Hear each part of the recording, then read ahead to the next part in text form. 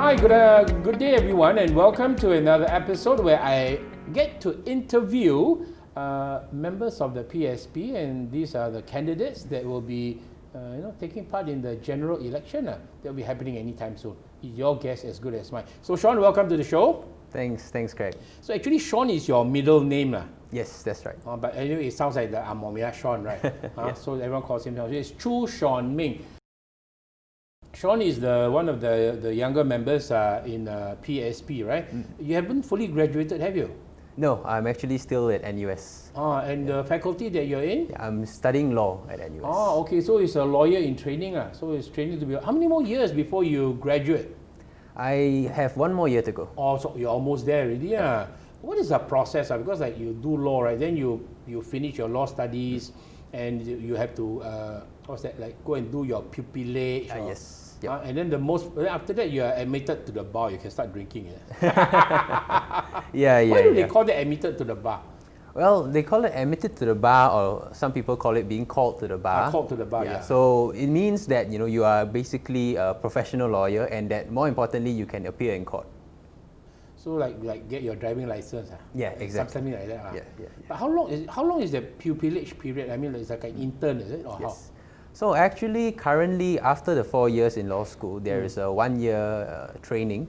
So most of the time, it is 6 months where you take a Part B exam, and so that prepares you more for the specifics of how to appear in court, and the specifics of what you need to do, and also some additional modules that you may not have taken in law school. And then after that 6 months of training, you take the bar exam, they call it, and then there's another additional 6 months of training. And so after 1 year, you'll be officially called to the bar. Oh, so there's so from the time you graduate, where you wear your mortarboard hat, and then your gown and all that, you're still not a lawyer yet, Yeah, correct. You cannot appear in court before a judge. Oh, yeah. So yeah, because my niece is also a lawyer, right? I mean, she's really gone through all those things, but the hours she work, a little bit inhuman, Yeah.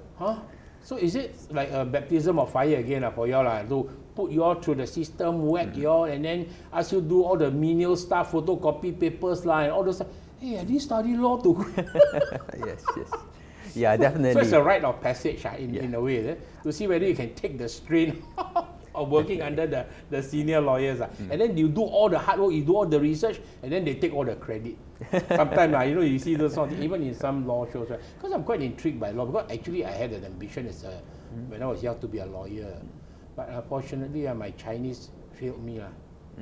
So couldn't get to JC. Can go, but the principal tell me I must pass my JC, my Chinese. But for law, you don't need to have good Chinese, but just good English JC, enough. You have to have Chinese during my time. Right. So the principal told me you can come into the JC, but in your first year, you must pass your Chinese language with the credit pass. Right. I spent 10 years from primary 1 to sec 4. Cannot even pass the Chinese well. Always just struggling, How to do it within the 1 year if you're in a JC, it's a different environment, right? Yes, so I knew it was a lost cause. But anyway, I'm having fun with whatever I'm doing right now. So, as we said, that today's purpose is because Shaun is going to be a public figure, politician, one of the youngest around. So we are not here to talk about politics. We are here to find out his personal life, which we have shared a little bit. As you have found out, he's a lawyer in training. 1 more year to go, and then after that, he will become a full-fledged lawyer within probably about 2 years. Yep, that's right. Okay. So are you choosing to focus on any particular, like doctors, they have brain, heart, all these sort of things. So for yourself, what is your goal? Like you want to go and which type of law? Litigation, go to court and fight with everybody? Is that what you're... I'm actually currently thinking of specializing in family law. So it is one of the areas of law which actually needs a lot of help. Many people, I think because it's not as financially lucrative, tend not to go to that side. And so we do have a shortage of family lawyers. But I think the work is very enriching, helping families, especially at a very difficult time, when they are going through a divorce, to actually provide some support, more of, and a lot of family law is actually not the legal part, but more of dealing with people and, comforting them as they go through, the difficult divorces. Wow, one of the rare breed of lawyers who's not doing it for the money. Wow, quite rare. Okay, anyway, let's come back to some of the pictures that you have with us, right? So let's see what's the first picture you have, and who is that? Yep, that is actually, well, can you guess which one is me of the two young people there? Not too sure. Look, it could be either of you. But who's the person carrying you? Is that? Yeah, the one carrying me is actually my grandpa, my akong. Oh, Akong is Right? carrying Yeah, you. yeah, yeah. Okay. So that is over at his Oh, those house Akong back is in carrying you, so Yes. you give that away, right? Yeah, yeah, Oh, so yeah, that's that's your right. koko lah. Yeah, I'm the one in the overalls, and that's my Oh. koko who's 4 years older than me. Oh, 4 years older than you. What's his name? Oh, his is Ian. So Choo Ian Ming. So your I'm Choo parents- Shaun Ming. Oh, So your it's parents actually a very clever interesting. to put the amomia in between your Chinese name. It actually becomes a dual purpose name. So it's the Choo Shaun Ming in Chinese is Cui Xuan Ming. So Cantonese is Cui Xun Ming, and so Chu Yan Ming is Cui Yuan Ming. So it becomes dual purpose. So are you Cantonese? Yeah, I'm Cantonese. You speak that's Cantonese? Right. Yes. Oh, okay, wonderful. Usually your generation have lost the opportunity because it's no more in the media, it's no nothing. So it's also your family maintains that tradition. So what's your older brother? What's he doing? So he is also a lawyer like myself. Oh, really? Yes. It runs in the family. Is daddy a lawyer? Oh no. My dad is not in the law, but I think my parents always thought it's a suitable career option for the both of us. Oh, okay. So being a lawyer was something you always wanted to do as well. It's something that actually, following his example, I thought, he went to law school, did very well and enjoyed it. So I thought, why not try that course. So that may have influenced you also in some way. Okay. So Gogo is older, that means you're already practicing lawyer already, right? Yeah. Oh, That's okay. So from NUS. Yes, also graduated from excellent. Okay, so Sean, let's see what's the next picture you have for us, huh? And who's that? Is that with Mummy? Yep, that's with my mum and my brother. And I looks think cool. over in our family trip in UK, where we were visiting some family. Oh, okay. So you have relatives over there as well. Okay, so Mom, I'm talking about, is she a homemaker or is she a working person, a working mother? She actually is a Malay and business teacher over at ACS International. Malay and business. But That's your right. mom looks Chinese, huh? Yes, she is She's definitely Chinese. Chinese. Yeah. But she is very multilingual, so she speaks quite a few languages. Oh. English, Chinese, Malay, and a few dialects as well. Wow, it'd be very interesting if I ever get to meet your mom. What's her name, if I may ask? Wei Li. Wei Li. Wei Li, Oh, okay. But I just call her mummy.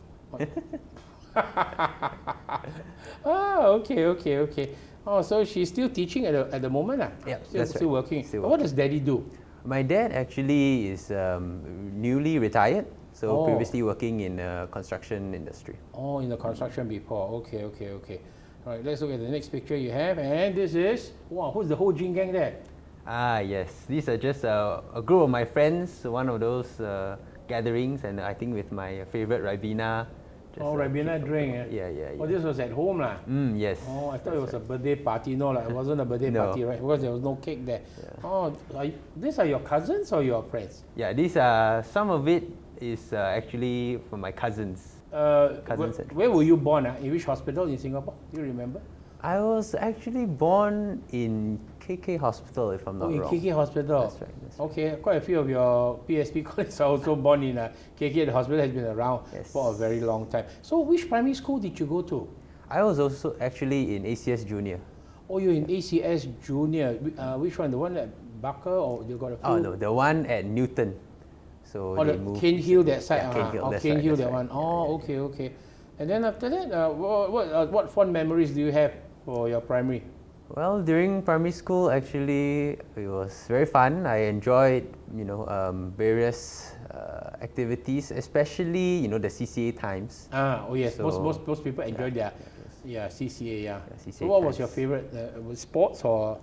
Yeah, so I was actually into quite a few things. Mm. Mainly, I was in playing the string ensemble. So I played the cello in the Wow. string ensemble. Wow, so young already. At what age? Isn't the cello quite big? So Yeah. bit difficult for you to handle, or not? Yeah, since primary 2 actually I started, so you can imagine it actually grows. The thing is taller than you, no? Yeah, they make smaller ones, Oh, so they have they have smaller actually ones. different sizes, 4 sizes. They call it 1/4, 2/4, 3/4, and 4/4. Oh, the 4/4 being the is the full bigger size. ones, the So one that you start- Yoma uses. Exactly. Oh, that's for adult size. So you yeah, started off with the 1/4 Yes. or something like that. Yeah, But the is the 3/4. sound produced, is it the same or is it different? The sound actually is about the same. Probably the larger ones tend to have a bit more volume. That's all. Oh, I thought maybe okay, it's quite interesting. So why did you choose the cello? that was like not a normally it's violin, no, because easy to carry around, right? No, cello is not like the easiest thing to carry around. So why did you choose that instrument? Or Yeah, so initially I actually played the erhu in the Chinese orchestra. that two-string instrument. That's right. Quite high pitch, right? That sound, right? Oh yeah, that one is a very unique sound. So, but my mom thought, after playing that for a while, it might be better to try the cello instead, because that, actually works for both the Chinese orchestra and also the, Western string ensemble. So a bit more diverse in that sense. Well, your mom planned very far ahead. In case you want to. Did you ever want to become a professional musician, like join an orchestra or something? Well, it did cross my mind, but probably didn't have the talent to go that far. Yeah. But you learned to what level? I mean Right, so I actually went up to grade 8, so I got a grade 8 distinction in cello. Grade 8 distinction, still not talented. These people, if at grade 8 and getting a distinction, still not talented, then the rest of us are jialat liao lah. Yeah, but all my friends in school also were there. If not grade 8, they also had their diplomas and all that. And not only cello, for those, some of them also had diplomas in piano, and some of them played the double bass and violin, multiple instruments. Oh wow! So besides this erhu and then you gave up the erhu completely lah. Oh yeah. Or you still play with it? No, I play more just the cello and of course the piano, which I started on initially. Oh wow! Very musically inclined. Very good. But then the erhu, was it difficult? I think there's no chord right on the thing. It just depends on where you press the string to produce a sound, right? And same with the cello and violin. All these string instruments, they don't have frets, fret, they call it, unlike the right? guitar. So you have to listen very closely to make sure you're playing in tune. So muscle memory is very important, where you press. Yeah, definitely. But that one is just through repetitive lah. Yes. That you know roughly the instrument where to go to get the sound you desire lah. And also you have to have a good ear, in the sense that always be paying attention, mindful of the note that you are producing. So you must always be conscious that are you in or out. So even professional musicians also, they can never slack off, because even just slightly lower down, then you'll be a bit too sharp or a bit too flat. So you always have to be mindful of your intonation, they call it. Right. Wow. So it's a lot of discipline. I mean, were you like practicing every day kind of thing, or? Oh yeah, definitely. When I was back playing in the string ensemble, I was practicing, I would say, at least about 1 to 2 hours each day.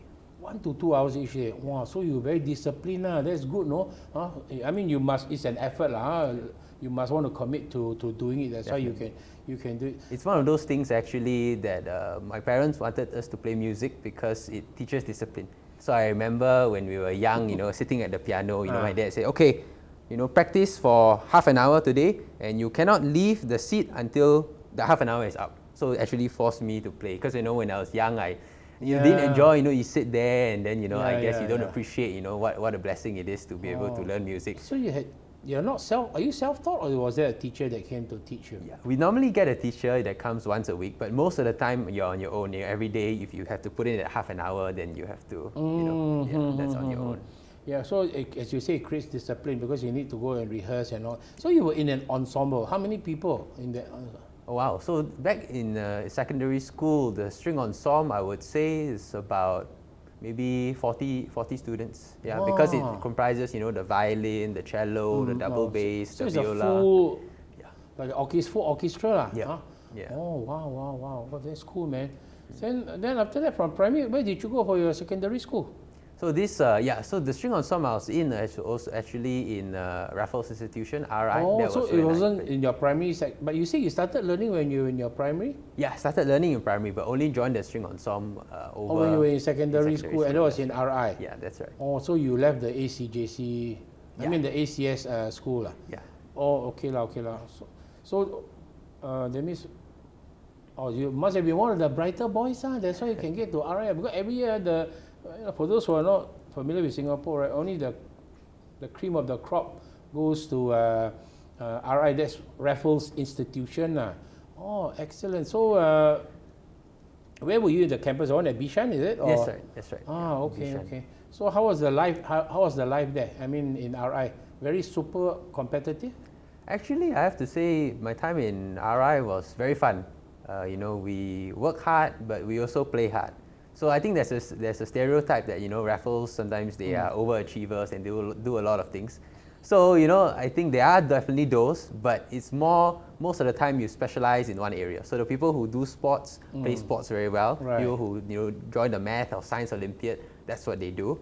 But for the majority of students, and I count myself as one of them, I'm just the average student, just going through the motions, going through school, getting good, decent grades, and just Right. How many subjects were you learning in school at that point in time? In school, I think we were learning probably about 7 or 8 different subjects. I think the IP program was quite unique, so we got to study things like. IP program? So IP program is called the integrated program, and under this program there was no O levels that we had to take. So it actually allowed us a bit more freedom to learn other modules and courses. So I remember we had to take philosophy as one of our subjects in school. Quite good, they expose you all to all these things. But then if there's no O level, then what do you end up with? Let's say. So there is actually this something they call the Raffles Diploma. So it's a collation of a lot of things, and there was a school program which they call the Gap semester. Gap. GAP. Yeah, GAP. Like that brand of clothes, Gap. Yeah, exactly. Okay, exactly. yeah. But I think the idea is that you take that last 6 months is actually in secondary 4, the second semester, and that was actually a wonderful program because it was designed for us at the time, because we only had to take the O-level higher Chinese, so that was what we were mainly studying for. But in the other time, they had a lot of interesting modules and programs learning about literature or history, philosophy, and a lot of these were sort of beyond just the current modules that you take or the current subjects that you take. So if after you leave, that means it's like you have considered to have done your JC or equivalent to a JC. So is it the A-level sort or diploma in your case? So you graduate with in secondary 4 with this Raffles Diploma, and then after that you move on to JC, or they call year 5 and year 6. Yeah. So is that part of Raffles? I mean, you go to RJC. That's right, RJC. So RI, RJC. But I guess they combined it at the time, so it was just a RI, a true train program. But then the JC had girls, right? Well, RI is an all-boys school. Yes, from RGS. Yes. So that's the first time we got to mix it. So was it the transition, or was it like, now got girls in the class? Oh yeah, we try to be a gentleman. Definitely changed the dynamics. Yes, for sure. Okay. Let's see what is the next picture you have there. Oh, that was you giving a piece. Is that you, right? Yep. Is that some like underwater world or something? There's like fishes in your background? Yeah, this is somewhere in Australia. I think we were visiting my cousins who were there. My cousins. Some underwater world thing lah. Yes. Okay, let's see what you have next. This is. This is actually my kakak Joyce. So Kakak Joyce helper who was working. A helper. We used to have a helper when we were really young, because both my parents were working at that time and quite long hours. Kakak Joyce, I mean she's from Indonesia lah. That's right. From Indonesia. Kakak, is it? Kakak, so this is actually on her birthday. So we always celebrate her birthday. You can see, I think there's a Bengawan Solo cake there. I think chocolate was always her favorite. So that was just me and her, and we were just celebrating. Koko not in the picture? No. No. I think maybe he was busy doing something else. Yeah. Or maybe you were her preferred sibling. Is she still working for your family? No. We haven't haven't employed a domestic helper for quite some time. So this was, I would say, more than 10 years ago already. Oh, I see. It was more actually when we were growing up, when we were very young. So more of a primary school level. Once we became beyond that, we started I see. doing the household chores on our own. I see. Okay, let's see now. What's the next one you have here? Yes. Wow! Prize for social studies. Is this at Raffles? Yes, that's right. Yeah. So this is, I think, one of the few pictures I have in my time in Raffles.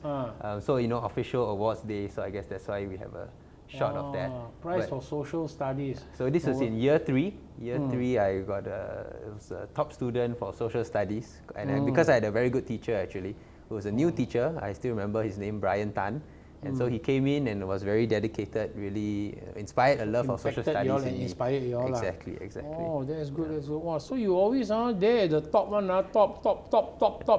All right, man. Like winning is a habit, just as losing is a habit. So you have the right habits ingrained in you.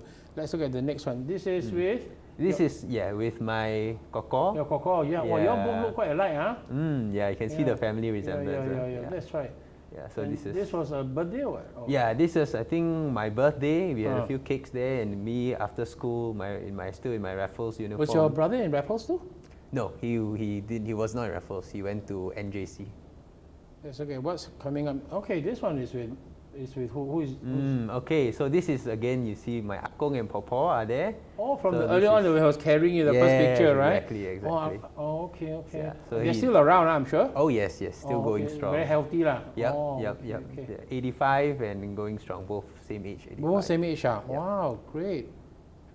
Let's see what's the next. Oh, you are performing in your cello. Yes. Yeah. So this is me during a Christmas performance. So we actually play some Christmas carols. So this is just. So did you ever form a quartet?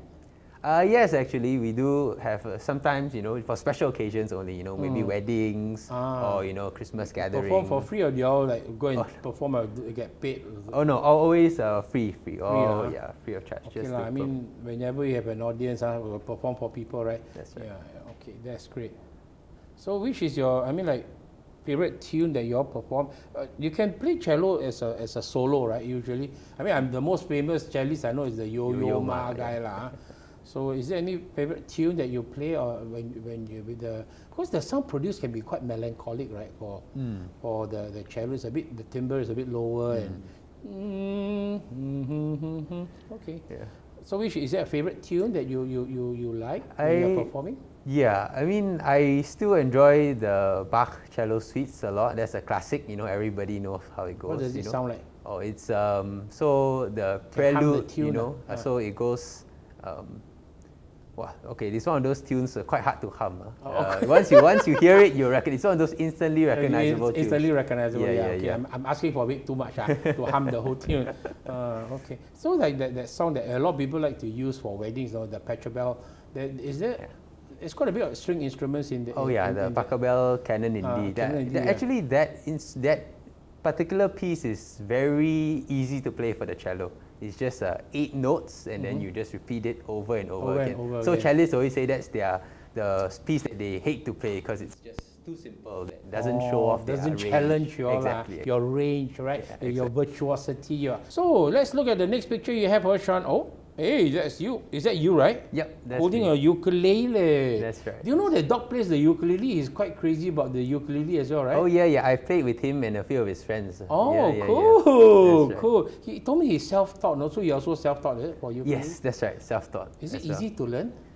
Actually quite easy, and that's the reason I picked it up, because I was initially thinking of picking up the guitar as well, but I thought, rather than 6 strings, just play 4 strings, so easier to learn. So that's how I picked it up. Okay, well, so you get to perform with Doc, yeah. When we say Doc, we mean Dr. Tan Cheng Bok, who's the Secretary General of Progress Singapore Party. Let's see the next picture then. Oh, this is your little gang? That's right. So you can see Doc right there in the center, and Francis as well over there. Okay. So this is the little ukulele group that we have. So we play, regularly once a month when we could meet. Where is this place that you all go and practice? This actually is right over here in HQ. So quite a recent time. Yeah, you can recognize. Yeah. So they're all members of PSP as well? Or no, this is actually Doc's ukulele group. So back in so his it's days, a social group. Yeah. Okay. Correct. So we play all the classic songs, from the olden days. And some of them I also don't know, like the Beatles and things like that. Of course, Beatles my time. Not really even my time, a bit before my time too. But it really sounds ancient to you. It's okay, I still learn, and the tune very nice, so I pick it up along the way. Every generation thinks that their music is the best. Yes. Of course, I can't stand really. I won't say I can't stand. It doesn't appeal to me, like techno. Oh, yes. It's not a single beat. It's quite boring. Not my kind of music also. Where are we now? Okay, who's this? Okay. So that's your guitar. No, so here I am singing, so this is slightly different. My brother is on the guitar over there. So this was actually a celebration for my uncle. I think it was his 60th birthday celebration. So you sing also lah? So yeah, to be fair, not really singing as a full-time thing. It was more as a challenge to take it up, because my uncle was someone who my dad really looks up to and respects and admires, and he actually helped put my dad through school over at NTU to study engineering. So during his birthday, as a tribute to him, he got us to sing and perform a bit. So here I am actually singing Kenny Rogers, his favorite song, The Gambler. So it goes like, you got to know when to hold them, know when to fold them, know when to walk away. know when to run. Exactly. Yeah, so yeah. that classic song, that was just me performing. You're talking about Kenny Rogers. I think he's just passed away recently, not too long ago. Yes. All right, great man. So next time we no short of talent when PSP needs to hold a fundraising concert or to entertain the residents. Wow, you're all there, man. Okay, let's see what's next coming up. This is the same party? Same party, same just another party photo of us playing. Okay, lovely. Let's move on now. Let's see. What is this one? So this is me and my dad, two of us, and you can see this is actually Tekong camp. Oh, so enlisting. That's right. Oh, so okay. BMT, straight into like every Singaporean son having to go through their rite of passage. So this was just me taken on that day. Mom was the one taking the picture. Yes, No wonder. Yeah, sending us off a tearful farewell. So this is me trying to put on a brave face as we go through Tekong, Yeah, but your brother went through it, so shouldn't be so traumatic for mom, right? It's the first one I can understand, but already no need Okay. So after that in army, where were you posted to? Which is there any army photo inside? No. So this is actually I was originally PES A1, so fighting fit, went to BMT and all that. Commando 1 and A1, But unfortunately, during my BMT days, I actually got a slip disc injury. Ayo. Yeah, so it's quite bad. Downgraded. Yeah, downgraded to C9, L9, and so for the most of my NS days, I was a clerk. So doing, but okay already, the slip disc thingy? Yeah, so all good. So now, I gotta do my physiotherapy to maintain the back muscles to keep them strong. No surgery required. No, thankfully no surgery. Thank goodness. I thought I was going to see the twin. Ready? 1, E, up. Yeah. Actually, it's a funny story about that. Initially, I was supposed to go for surgery over at NUH. The doctor, the orthopedic surgeon advised us for me to go to surgery. So I was there, and then my parents had some concern, but at the time it was really, really hurting. So I thought, better just go for it, if there's a chance to help. And so there I was, laying on the operating table in a way, or they were about to wheel me in. Already on the operating? Not yet, about to wheel me in the operating table, and then already marked my back with a marker, about to put me under, right, and wheel me in. Yeah. And then after that, they said, Sean, just to check with you, is there any issue, do you have the tingling pain down your leg? Just to confirm, I said, actually, no, doctor, I told you, no tingling pain, it's just the back muscles are very tight. So they said, oh, is that right? Okay, let me confer. So then they went to confer with their colleagues, the team of doctors, and then 5 minutes later, they came back to me and said, actually, I think it's better if we don't operate today. So that is what happened. They still gave me the 2 weeks of MC. I think a bit of administrative issues. So so that was a blessing in disguise that they didn't go through the operation. This sort of thing, the risk is very high. Can cause paralysis. Yes. Walao. Then how after that? No surgery eventually lah. So yeah, they send me over just to pain doctor. So just give you some painkillers, because if they don't operate, there's not much they can do also. So okay. I mean, because one of your PSP colleagues, right? His name is Logan. The tall Indian guy with the Charles Bronson. You don't know who Charles Bronson is. You're too young, but Charles Bronson, thick mustache. He also had this same problem, like don't know the C, don't know what lah. Also, he was in constant pain. He said he was lying down on the hospital. At home lah, lying on the bed for 9 months. And I asked him the pain 1 being the lowest and 10 being the highest. What level of pain were you in all the time? 8. Yeah, exactly. You also like that? Yeah, for a period of time, it was pretty bad. That means it's very debilitating. You can't eat. Then what? You can lie down? Yeah, lying down. Have to lie down all the time. Lying down normally helps. Standing for too long will actually make it worse. So at the time, I couldn't even bend down, like not even past my knees. What did you do? Was it something you didn't warm up or what? It happened during your NS training? Yeah, during my BMT days. Yeah. So I think it was just a prolonged period of, too much physical activity, carrying that 20 kg, field pack and all that. Wow, goodness. Then how did you recover from it? So I actually went through a lot of different treatments. So I went for acupuncture. Yeah, that's the same thing that Logan went for as well. Because everything else was not working, like you said, if you don't operate orthopedic surgeon, they just send you to a different department. So the pain doctor also can't do anything. He just gives you painkillers, which is not a long-term solution. So the only thing I found which was useful was actually acupuncture for a period of time to relieve the pain. Yeah, but that I would have to go weekly, because it works for 1 or 2 days, and then the next week after that, then it will come back. So you better come back. But then after that, I think I had a more permanent solution. I actually found a very good physiotherapist, Joseph Wong, one of our members, operates a clinic in Orchard. So actually he was the one who actually put me on the right track back to health, to teach me the right exercises, and he taught me that, you know, actually pain, you shouldn't be afraid of pain. That's what pain is a signal, right? That something is wrong, right? It's the body's way of telling you something. So correct. But that's why he actually changed that conception to say that, you know, don't try to avoid pain. It's not the idea that pain is something you should avoid. You should actually embrace pain when you're doing the exercises, which was a bit counterintuitive initially. Easy to say because you're not the one in pain, exactly, you know? exactly. When he was saying, I was like, oh, is it?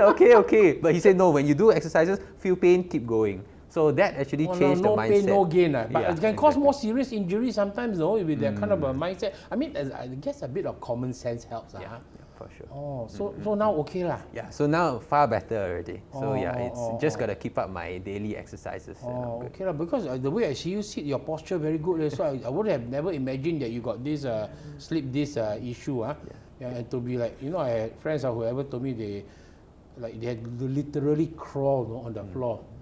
That is quite serious. And also to be so, a lot of people, I mean, they say so young, you know, you shouldn't, like, only old men normally have back problems, so young already have back problems, right? During your army training. So now do you have reservist liability or downgraded? No more reservist? So now downgraded as a clerk, so when I go back, it's more just to do clerical work. Wow, 大材小用嘞. Wow, lawyer to be and then go back to the army just to be a clerk.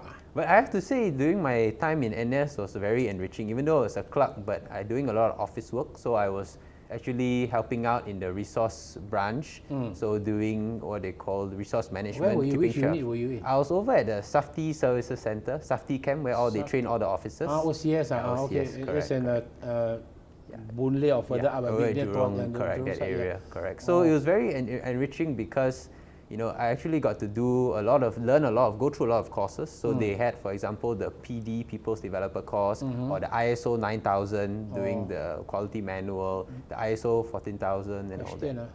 You could have probably made it to OCS if not because of this. Well, anyway, whatever it is, most important, your health is the most important thing.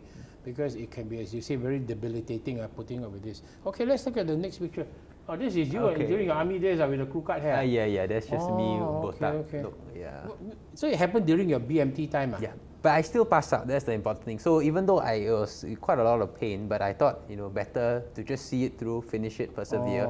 So I made sure I complete my BMT first. Do you remember the time the accident happened? Did you hear something snap, crackle and pop?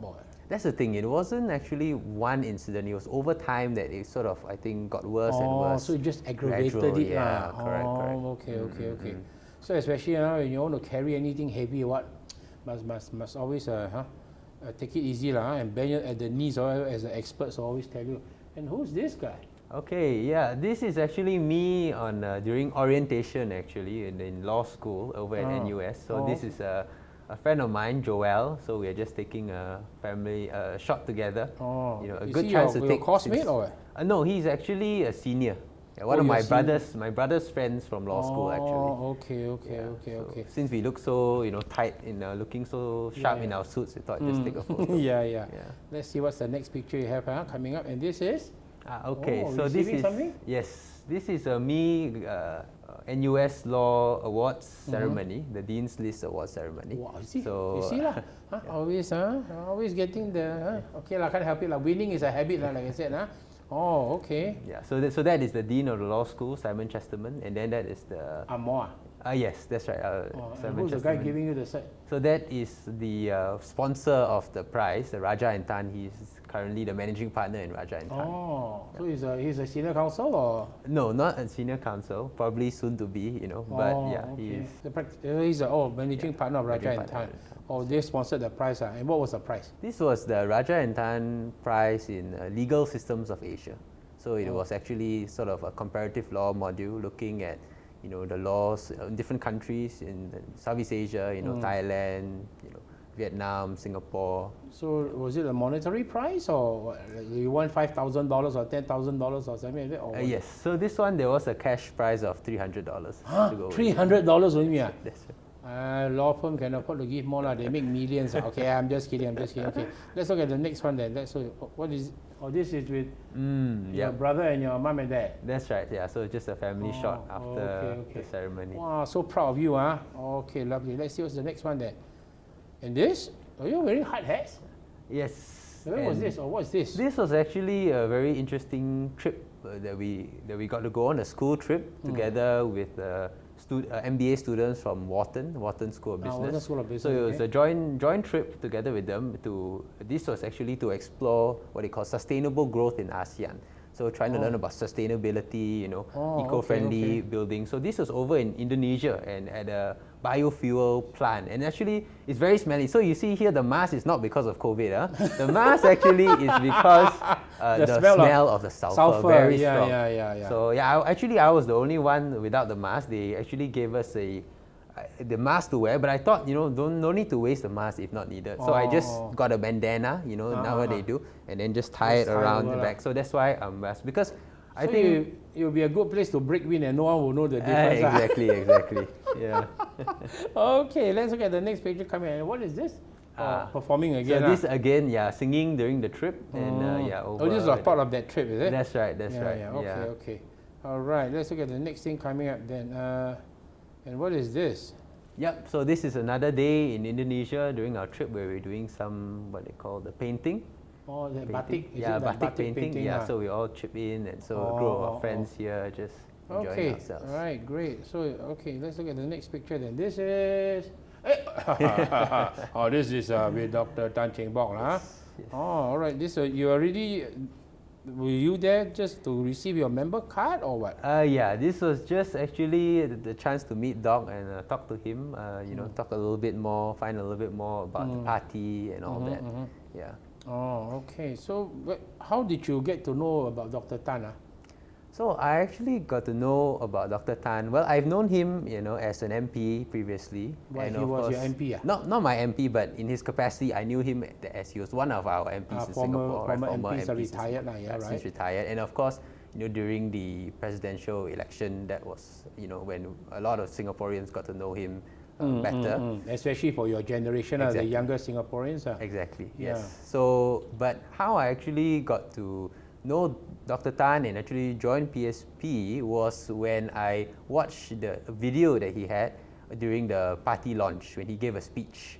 So that was put up on YouTube and Facebook. So I actually watched that video and very moved by what he said. I always remember one thing he said, which was that, don't think that just because you don't have paper qualifications, that you can't make a difference. You can make a difference. You can do it.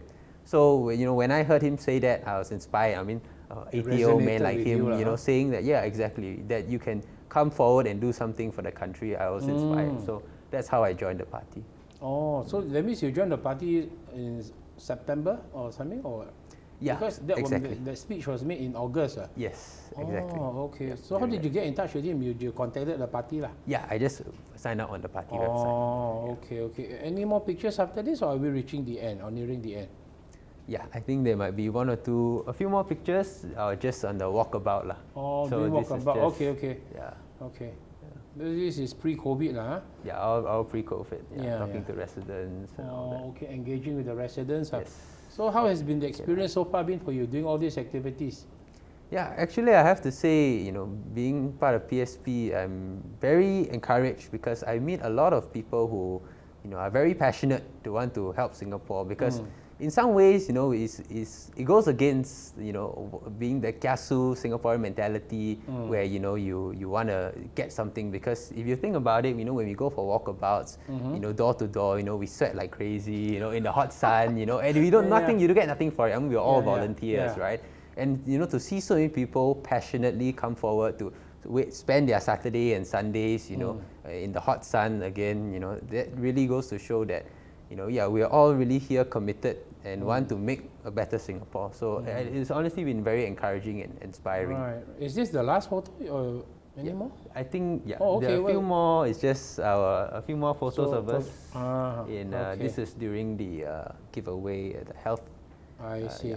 COVID. Okay, so we are almost at the end now of, thank you for coming in to the studio today for us to conduct this one-to-one interview. And we've got to know a lot more about Choo Shaun Ming at a personal level. And I hope that this issue with your slip disc, all this, will just get better in time rather than your health is so precious. So, Sean, any more pictures, or will this one be the last picture? Yep. I think Oh, this is a group photo, huh? Also on the walkabouts that you all did, lah. Yes, that's right. Okay. So, thank you very much for coming into the studio for this one-to-one interview. And I'm sure now many of the viewers will get to know a lot more about you at a personal level. Now, I have a question to put forward to you, because being one of the youngest members in PSP, and you are also likely to be standing as a candidate and all these things, right? So, what are some of your hopes, your dreams, and your aspirations for the Singapore? Of course, I know you're going to be a lawyer, so what is the reason why you joined PSP, For me, my hope for Singapore is that we have a more equal society, and that encompasses a lot of things. What it means to be a more equal society means that people, regardless of race or gender, and all these other things, will be able to contribute and have a say in our country, that they know that their voices are heard and that their opinions matter. So I think that would be my hope for Singapore. Okay, interesting. As we have reached the end, so once again, thank you very much for coming in, and thank you to all the viewers who have joined us for today's program, where we get to interview members of the PSP who are likely or already will become candidates. So I wish you and the rest of your colleagues all the best in the coming GE, which will be happening anytime soon. All the signs are pointing to that. And we thank you for watching, and once again we'd like to say bye-bye to everyone. Bye. Thanks, Craig. Bye-bye. Bye.